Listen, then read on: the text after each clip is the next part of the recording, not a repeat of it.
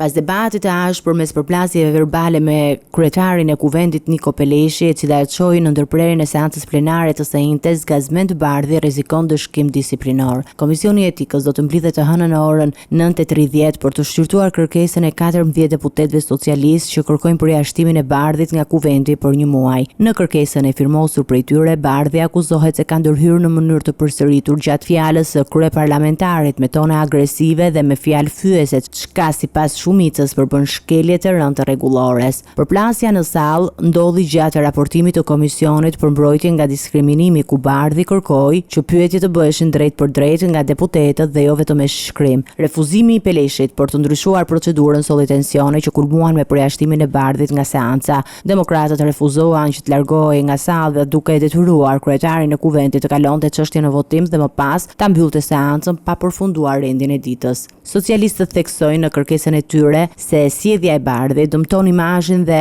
autoritetin e kuvendit, ndërsa vetë opozita e sheh përplasjen si një akt të qëllimshëm për të kufizuar fjalën e lirë të deputetëve. Vendimi për ndëshkimin e mundshëm të Bardhit pritet të merret nga Komisioni i Etikës në mbledhjen e fillimit të javës së ardhshme.